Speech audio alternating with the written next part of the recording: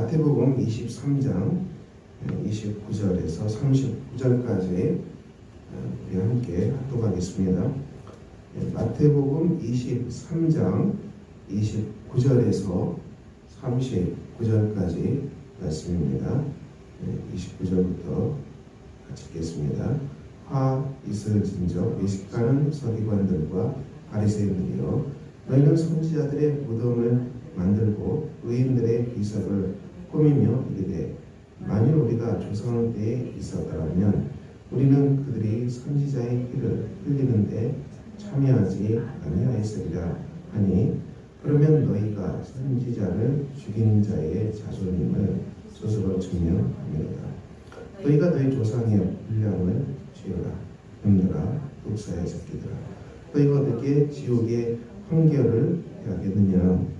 그러므로 내가 너희에게 선지자들과 지혜 있는 자들과 서기관들을 보내매, 너희가 그 중에서 더러는 죽이거나 십자가에 못 박고, 그 중에서 더러는 너희 회당에서 직질하고 이 동네에서 저 동네로 날아다니며 받게 하리라.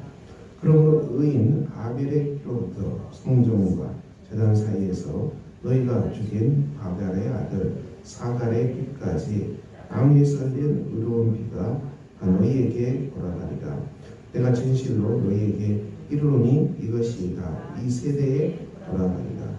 예루살렘아, 예루살렘아, 선지자들을 죽이고 내게 파송된 자들을 돌로 치는 자여, 암탉이 그 새끼를 날개 아래에 모음같이 내가 내 자녀를 모으려 한 일이 몇 번이더냐. 그러나 너희가 원하지 아니하였도다. 보라, 너희 집이 황폐하여 버려진 바 되리라. 내가 너희에게 이르노니 이제부터 너희는 찬송하리로다. 주의 이름으로 오시는 이여 할 때까지 나를 보지 못하리라 하시니라. 아멘. 우리는 사순절 기간을 지나갑니다. 그리스도께서 십자가의 길을 걸어가셨습니다. 그것은 우리가 그리스도께서 공생의 마지막 사역은 십자가의 사역입니다. 이것은 굉장히 중요한 사역입니다. 하나님의 구원이 완성되는 대단히 중요한 사역입니다. 예수님은 자신이 순교당할 것을 아셨습니다. 십자가의 길로 죽임당할 것을 이미 알고 계셨습니다. 알고 계셨고 피할 수 있었지만 그 잔을 마셨습니다. 그것이 아버지의 뜻임을 확실히 알았기 때문에 그 잔을 마셨습니다. 이것이 주후 30년경에 일어난 일입니다. 이 자기 자신의 십자가의 죽음을 앞두고서 예수님은 무슨 말씀을 하십니까? 이 외식하는 서기관들, 바리새인들, 이 심판의 메시지를 전하는데요. 그 당시 유대 종교는 바리새의 종교, 그리고 사두개파, 그리고 서기관, 대제사장, 이 유대교를 이끄는 이 지도자급에 속하는 이 그룹이 부패한 것이죠. 타락했습니다. 그래서 이 바리새파는 끝없이 많은 규범을 만들어서 백성들한테 그 규범을 지키라고 무거운 짐을 부과했죠. 많은 조문이 있었어요. 본인들은 안 지키고 백성들은 지키라고. 바리새파들입니다. 그래서 예수님께서 외식한다고 그랬습니다. 그래서 그 당시에 유대 종교가 백성들에게 생명을 주지 못하고 도리어 백성들을 박해하는 수단이 되고 많은 엉뚱한 일이 발생하는 것이죠. 예수님은 이것을 말씀하시고요. 그리고 34절 이하부터는 유대 역사에서 주님이 오시는 그 길 가운데에서 하나님께서는 유대 이스라엘 백성들에게 수많은 선지자들, 지혜 있는 자들, 서기관들, 하나님이 파송하신 부름받은 사람들이죠. 이 많은 선지자들을 엄청나게 박해했습니다. 이사야, 주님 오시는 길을 예언했던 이사야 선지자 순교당합니다. 예레미야 얼마나 박해를 받습니까? 구약의 선지자들, 하나님께 부름받은 선지자들이 많은 박해에 직면합니다. 그것을 주님은 말씀하시고요. 유대의 백성들, 이스라엘 백성들이 하나님께서 파송한 선지자는 박해하고, 그리고 자신들이 엉뚱한 이 서기관, 바리새파, 대제사장파, 이런 엉뚱한 라인을 만들어서 하나님을 대적하는 일들이 이스라엘 역사에 일어났던 것이죠. 비극적인 일입니다. 그런데 이 박해받은 순교자죠. 순교자들의 피, 이 속에서 주님이 오신 것입니다. 주님이 바로 이 하나님이 보내신 선지자의 길을 따라서 오셨고, 주님은 그 십자가의 길을 걸어가십니다. 근데 이 걸어가시는 이 정말 본인에게 있어서 가장 엄청난 일이 바로 기다리고 있는데, 그 앞에서도 예수님께서는 무슨 말씀을 하십니까? 예루살렘 그리고 이스라엘을 품는 그 하나님의 마음을 전합니다. 암탉이 그 새끼를 날개 아래 모음같이 내가 내 자녀를 모으려 한 일이 몇 번이냐. 그런데 하나님께서 그 백성들을 여전히 품고 모으려고 한 일은 계속됐다는 것입니다. 주님이 오신 목적도 그 백성들을 품으려고 하는 일들이 계속되었다는 것을 말씀하시죠. 그렇지만 이들이 하나님이 보낸 선지자들을 박해하고 또 그리스도를 십자가의 죽음으로 몰아가기 때문에 그 땅이 황폐하여 버려진 말이라. 황폐해진다는 것입니다. 완전히 황폐해져서 무너진다는 것을 주님이 말씀합니다. 이것은 주님께서 예루살렘 성이 주 70년이죠. 70년에 완전히 로마에 의해서 완전히 멸망하고 맙니다. 이스라엘이라는 그 나라가 주 70년 로마가 보낸 대분단에 의해서 완전히 파괴되고, 예루살렘 성도 이 완전히 다 성도가 다 파괴돼서 이스라엘 백성들이 온 세계로 다 흩어져 버리죠. 이것을 이미 예고하고 계십니다. 이미 예언하고 계십니다. 보고 계신 것이죠. 예수님께서는 십자가의 길을 걸어가시면서 나를 위하여 오지 말고 너희와 너희 자녀를 울라. 너희 자녀를 울라. 예수님께서 그렇게 말씀하셨어요. 주님은 분명하게 이 이스라엘 백성들이 어떻게 될 것인지를 다 내다보고 있었던 것이죠. 주님의 그 마음이 오늘 마태복음 3장 속에 그대로 들어 있습니다. 그래서 이들이 무너지고 황폐화될 것을 예언하죠. 그렇지만 하나님의 마음은 여전히 이스라엘을 품는 그 마음이고, 그리고 이스라엘을 회복시키는 그 마음이라는 것을 하나님은 여전히 이 백성들을 또 사랑하고 품고 또 이 백성들을 세우신다, 품는다, 그 메시지를 동일하게 전하고 있습니다. 이스라엘의 역사는 우리가 그들은 복음을 거부해서 완전히 온 땅에 흩어졌고, 그리고 20세기에 이 대량 학살, 대량 죽음이죠. 끔찍한 사태, 이 속에서 기적적으로 살아나서 독립을 찾았어요. 2차 세계대전 후에 이스라엘 국가를 회복하고 지금 팔레스타인이 들어와 있습니다.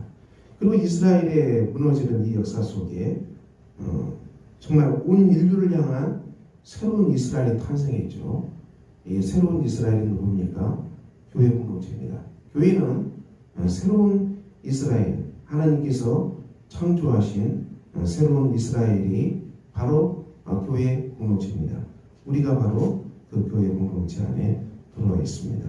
자, 그러므로 우리 교회는 주님께서 십자가에 달려 죽으시고 부활하시고 성령이 강림하심으로 주님이 함께하는 공동체가 됩니다. 우리 교회는 어떻게 살아가야 되겠습니까? 오늘 말씀처럼 우리는 황폐하여 버려진 바 되서는 안 될 것입니다. 교회가 황폐하고 버려진 바 되서는 안 될 것입니다. 그 길은 무엇이겠습니까? 우리가 주님을 모시는 것이죠. 우리 삶 가운데 주님을 모시고 우리도 일상의 삶 가운데서 주님을 모시는 것입니다. 주님을 모시고 주님과 함께 우리 일상의 삶을 오늘도 살아갑시다. 주님과 함께 우리가 함께 걷고요. 주님과 함께 먹고 주님과 함께 마시고 또 주님과 함께 사람들과 얘기하고 주님과 함께 우리가 일하고 주님을 모읍시다. 이 암탉이 새끼들을 모아서 품잖아요. 그 새끼들이 암탉의 품 안에 있을 때 안전하잖아요. 우리도 주님의 품 안에 있을 때 안전합니다. 주님의 품 안에서 우리가 오늘을 살아갑시다. 38절, 39절 이하의 말씀은 찬송이죠. 우리가 주님을 찬양합시다. 하나님을 찬양합시다. 우리가 서 있는 곳에서 우리가 하나님께 예배하고 경배하고 하나님을 찬양합시다. 여러분이 서 있는 자리에 주님을 찬양하는 복된 자리가 되기를 소망합니다. 여러분이 일하실 때 하나님께 찬양하고 오늘도 여러분이 주님 앞에 찬양함으로 나갑시다. 우리 입술이 찬양의 열매를 하나님께 드리는 복된 하루가 되기를 소망합니다. 그래서 오늘 우리가 주님이 우리를 이 땅에 보내십니다. 하나님께서 수많은 선교사들을 수많은 선지자들을 보낸 그 땅이 정말 힘든 땅이죠. 험한 땅이죠. 그렇지만 그들은 부르심을 받았고 끝까지 하나님이 보내신 그 땅에서 하나님 앞에서 충성했습니다. 오늘도 우리는 주님과 함께 살아갑니다. 그리고 오늘도 주님께서 여러분을 파송하는 파송지로 가게 될 것입니다. 하나님께서 여러분을 보내시는 현장, 그것은 주께서 보내시는 곳입니다. 선교지입니다. 그곳에서 우리는 오늘도 주님과 함께 충성되이 하나님께 주신 사명을 감당합시다. 그래서 오늘도 주님께서 원교 성도님들 가정마다 일터마다 우리 청년들 그리고 모든 삶마다 하나님이 나를 보내시는 우리 선교지 하나님이 나를 보내시는 곳 그곳에서 주님과 함께 주님께 찬양하며 주님과 함께 우리가 넉넉하게 모든 일을 충성하고 감당하는 복된 하루가 되시기를 예수 그리스도 이름으로 축원합니다. 기도하겠습니다. 아버지 하나님 오늘도 우리가 주 앞에서 걸어갑니다. 하나님은 우리를 보내셨습니다. 선교지로 보내셨습니다. 선지자들과 수많은 예수 그리스도를 따르는 사도들이 하나님께서 보내신 선교지에서 풍성했습니다. 아버지 하나님 오늘도 우리도 주께서 우리를 보내시는 이곳 하나님께서 우리를 보내시는 이곳에서 우리가 주님과 함께 주님께 찬양하며 우리가 충성하는 복된 하루가 되게 하여 주시기를 기도합니다. 교우들을 삶의 현장 가운데 우리 하나님 붙들어 주시고 오늘도 능력으로 품어주시기를 기도합니다. 몸이 아프신 분들 하나님께 기도하게 하시고 주님의 치유를 경험하는 놀라운 하루가 되기를 소망합니다. 주께서 안수하여 주시고 주께서 치유하여 주시기를 기도합니다. 마음이 아프신 분들 우리 하나님께서 성령의 능력으로 빛 가운데 충만한 역사가 일어나게 하여 주시기를 기도합니다. 교우들 한 분 한 분이 말씀으로 세워지게 하여 주시고 청년들이 하나님의 인도하심을 받게 하여 주시고 청소년들, 아동, 초등학생들, 유치부 학생들까지 하나님의 도우심이 넘쳐나는 복된 하루가 되게 하여 주시기를 기도합니다. 주님의 스피로 원하는 손길에도 평안과 사랑으로 함께 해주시고 능력으로 붙들어 주시고 오늘도 성령 충만하고 기쁨 충만한 복된 하루가 되도록 우리 아버지께서 역사해 주시기를 기도합니다. 주님의 스피로 온전히 사랑으로 충만한 공동체가 되게 해주시고 모두가 기도하게 하시고 그리고 일어나서 다같이 전도하는 교회가 되게 하시고 영혼을 구하기 위해서 열심을 내고 앞으로 나아가는 복된 교회가 되도록 우리 하나님께서 성령과 능력으로 앉아주시기를 기도합니다. 우리의 모든 염려를 기도로 바꾸게 하시고 우리의 모든 고민을 기도로 바꾸게 하시고 하나님께 간절히 기도해서 모두가 다 평안을 회복하는 복된 하루가 되게 하여 주시옵소서. 예수 그리스도의 이름으로 기도합니다. 아멘. 하늘에 계신 우리 아버지의 이름을 거룩하게 하시며 아버지의 나라가 오게 하시며 아버지의 뜻이 하늘에서와 같이 땅에서도 이루어지게 하소서. 오늘 우리에게 일용할 양식을 주시고 우리가 우리에게 잘못한 사람을 용서해 준 것 같이 우리 죄를 용서해 주시고 우리를 시험에 빠지지 않게 하시고 악에서 구하소서. 나라와 권능과 영광이 영원히 아버지의 것입니다. 아멘.